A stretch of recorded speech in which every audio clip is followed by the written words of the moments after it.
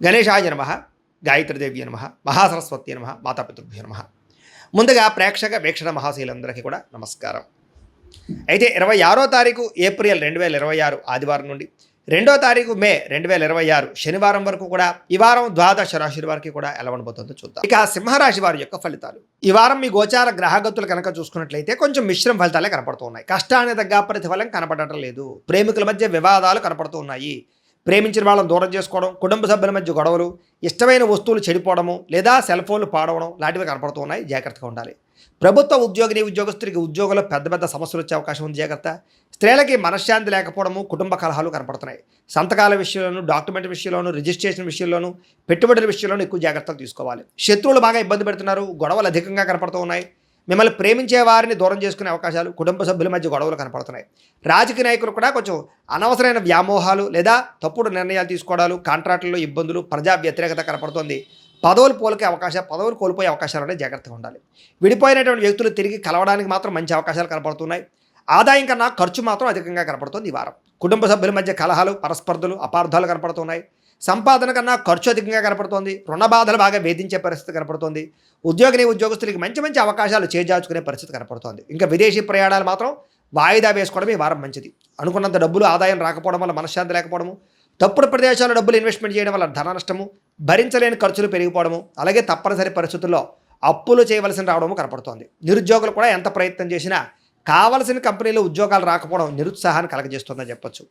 ఉద్యోగస్తులకి అధికారుల వల్ల ఇబ్బందులు, వివాదాలు, కోర్టు సమస్యలు కనపడుతున్నాయి. అలాగే అనవసరమైనటువంటి వివాదాలు లేదా కోర్టు వివాదాలు వాయిదాలు పడిపోతుంటారు. మీకు సంక్రమించవలసిన ఆస్తులు సంక్రమించకపోవడము, అన్నదమ్ములతో అక్కచెల్లెలతో వివాదాలు, ఇంట్లో సమస్యలు అధికమైపోతున్నాయి. జాగ్రత్తగా ఉండాలి. అనవసరమైన కోరికలు పెంచుకోవడము, శారీరక కోరికల కోసం తప్పుడు వ్యక్తులు కలవడం లాంటివి కనపడుతున్నాయి. జాగ్రత్త. వ్యాపారస్తులకి కష్టానికి తగ్గ ప్రతిఫలం లేకపోవడము, పరిశ్రమలు పెట్టేవారికి పెద్ద అనుకూలమైన వాతావరణం కలగకపోవడము, ఇతర దేశాల ఉండే భారతీయులకి అనవసరమైన సమస్యలు ఇరుక్కోవడము, ఉద్యోగ సమస్యలు, ఆర్థిక ఇబ్బందులు కనపడతాయి. దూరపు ప్రయాణాలు చేసేవారికి వారం వాయిదా వేసుకోవడం మంచిది. ప్రయాణాల్లో ప్రమాదాలు, ధన నష్టం కనపడుతోంది. సంతానం వల్ల నష్టము కానీ, ప్రేమికుల మధ్య అపార్థాలు పెరిగిపోవడం కానీ, వ్యామోహాలు పెరిగిపోవడం కానీ జరుగుతోంది. భార్యాభర్తల మధ్య కూడా అనవసరమైనటువంటి కోపతాపావేశాలు, దూరాలు జరిగే అవకాశం కనపడుతోంది. పరపురుష పరస్త్రీ వ్యామోహాలు, శారీరక కోరికలు, వాంఛలు బాగా పెరిగిపోతున్నాయి. జాగ్రత్త. అనవసరమైన వ్యక్తులతో గొడవ పెట్టుకోవడం వల్ల కూడా కావలసిన వారిని, ప్రేమించిన వారిని దూరం చేసుకునే అవకాశం ఉంది. జాగ్రత్తగా ఉండాలి. అలాగే భార్యాభర్తల మధ్య కూడా చిన్న మనస్పర్ధలు, గొడవలు కనపడుతున్నాయి. వ్యాపారం చేసేటప్పుడు మొదట్లో కొంచెం ఇబ్బందులు తలెత్తినా మళ్ళీ వ్యాపారంలో కొంచెం పుంజుకుంటుంది. కంగారు మాత్రం పడకండి. ప్రతి చిన్న విషయానికి ఉద్రేకము, కోపతాపావేశాలు కనపడుతున్నాయి. జాగ్రత్త. విద్యార్థులు కూడా చదువు పట్ల దృష్టి పెట్టకుండా అనవసరమైన వ్యామోహాలు పెంచుకుంటారు. జాగ్రత్తలు తీసుకోవాలి. ఉద్యోగస్తులకి శ్రమకు తగ్గ ఫలితం కనపడటం లేదు. తోటి ఉద్యోగస్తులతోటి అభిప్రాయ భేదాలు కనపడుతూ ఉన్నాయి. స్త్రీలకి సంతానం వల్ల సమస్యలు, కుటుంబ కలహాలు, విలువైన వస్తువులు పోగొట్టుకోవడము, పుట్టింటి నుంచి చెడు వార్త వినడంతో పాటుగా ఉద్యోగాలు చేసే చోట ఇబ్బందులు కనపడుతూ ఉన్నాయి. వ్యాపారస్తులకి సామాన్య లాభాలు, వ్యాపారంలో ఆర్థిక ఇబ్బందులు, రుణబాధలు లేదా డబ్బులు రొటేషన్ అవ్వకపోవడం, మొండి బకాయిలు కనపడుతున్నాయి. కాబట్టి జాగ్రత్త తీసుకోవాల్సిందిగా తెలియజేస్తూ, అయితే ప్రేక్షకులకి ముఖ్య గమనిక ఏమిటయ్యా అన్నట్లయితే కనుక ఇప్పటిదాకా మేము చెప్పినటువంటి ఈ ఫలితాలన్నీ కూడా గోచార ఫలితాలు. అంటే ఈ రాశిలో ఉండేటటువంటి కోటానుకోట్ల మంది అందరికీ వర్తిస్తాయి. కాబట్టి ఆ రకంగా వినే ప్రయత్నాన్ని చేయండి.